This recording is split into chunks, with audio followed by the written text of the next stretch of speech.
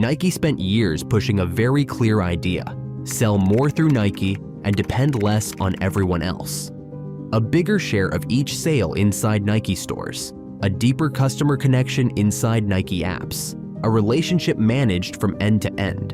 And if you stop the story there, it sounded smart. We wanted to create a new icon and a new sensation, a new feel. How do we go beyond just physical performance, but how do we tap into mental performance in a new way? In 2020, under CEO John Donahoe, Nike formalized that direction under a name that made its view of the future unmistakable: Consumer Direct Acceleration. This was not a minor channel adjustment. It was Nike declaring that the next phase of growth would be more digital, more direct, and more controlled. On paper, the logic was hard to argue with. If you are Nike, why share the customer with retailers if your own brand is strong enough to pull people in directly?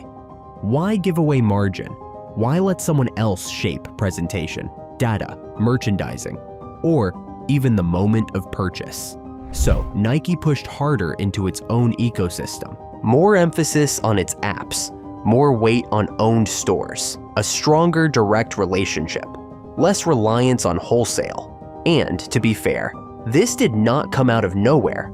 Nike has always had a certain instinct for control, not in a cartoon villain sense, more in the way strong brands often do. Disciplined product storytelling, clear brand codes, highly managed launch energy. The company likes owning the stage. Even the deeper history makes the move more interesting. Before Nike became Nike, Phil Knight was building Blue Ribbon Sports by distributing someone else's shoes in the US. So there is a strange arc here. A company that once needed distribution to exist eventually became strong enough to believe it could compress distribution around itself. That is where the move starts to feel inevitable. And that is also where it gets dangerous. Because wholesale is easy to underestimate when your brand is powerful. It can look like a lower margin channel. It can look like dependence. It can look old. But wholesale is also reach. It is casual discovery. It is ubiquity. It means showing up in places where the customer was not actively looking for you yet. It means being easy to find, easy to try, and easy to buy. That part is less glamorous. It does not carry the same aura as owning the customer, but it is real. And this is where Nike's story stops being a simple DTC success case and becomes something more useful. The real question was never, is direct better than wholesale? The real question was, how much control can a giant brand take back before it starts weakening the wider system that helped make the brand feel everywhere?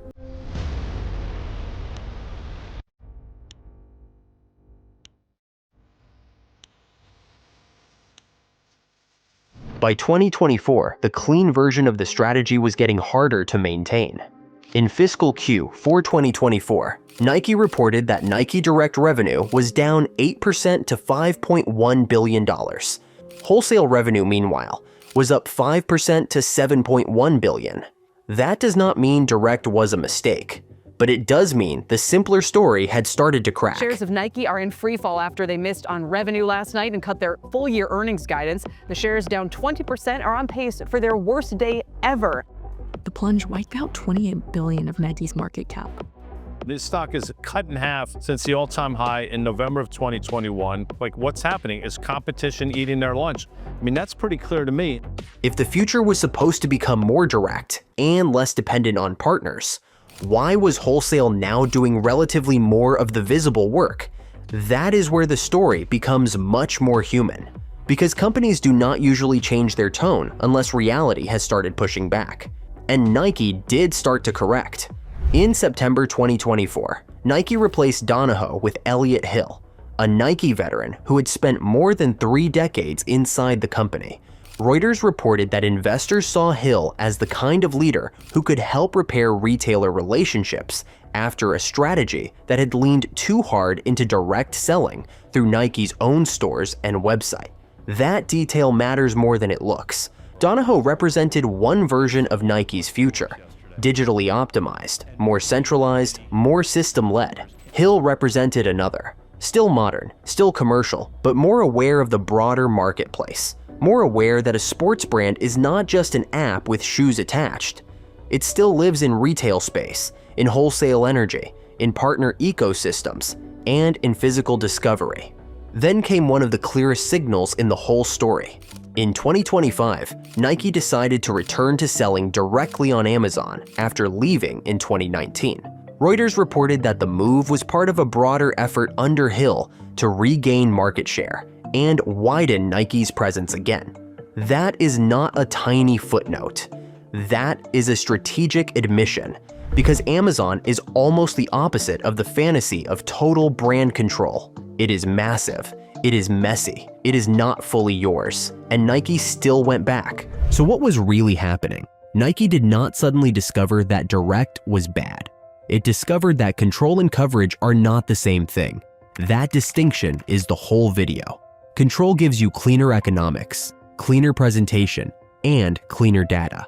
Coverage gives you reach, redundancy, surface area, and a kind of market presence that your own channel does not fully replace just because your brand is famous. When companies get stronger, they often start optimizing for what they can see clearly: margin, data, owned traffic, owned conversion, owned experience. And while they are doing that, they can quietly undervalue the invisible support structure around the business. Nike seems to have run into exactly that edge. Not because the original move was stupid. Actually, that is the point. It was not stupid at all. Most strategic mistakes are not stupid at the beginning. The dangerous ones are the ones that look disciplined, modern, and economically correct. The ones that make perfect sense in the deck. The ones smart operators would absolutely approve, until the second-order effects show up. Less accidental discovery, less partner energy, less presence outside your own walls, less support from a broader retail system that used to keep the brand moving in places you no longer fully notice. And once that starts happening, the business can become cleaner on paper while getting narrower in the real world. That is why this story goes beyond Nike.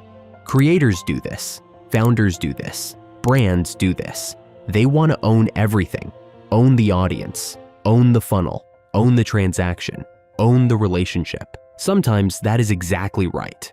But sometimes the outside layer you are trying to eliminate is doing more than taking a cut. Sometimes it is carrying awareness, convenience, trust, habit, and distributional texture that your own operation cannot fully recreate at the same scale. That does not mean always keep the middleman. It means this: when a strategy makes your business cleaner, ask whether it is also making it narrower. That is the more mature question. Because what Nike seems to have learned was not wholesale good, direct bad. It was something subtler. A strong brand can still overestimate how replaceable the surrounding system really is. And once you see that, the story changes. This is not a story about Nike making a dumb move. It is a story about Nike pushing a smart move far enough that the hidden cost became visible. That is a much better kind of lesson, not one you memorize, one you start noticing elsewhere. More control is not always more strength. Sometimes it is just more ownership over a smaller surface. And for a company as powerful as Nike, that is exactly the kind of mistake worth studying.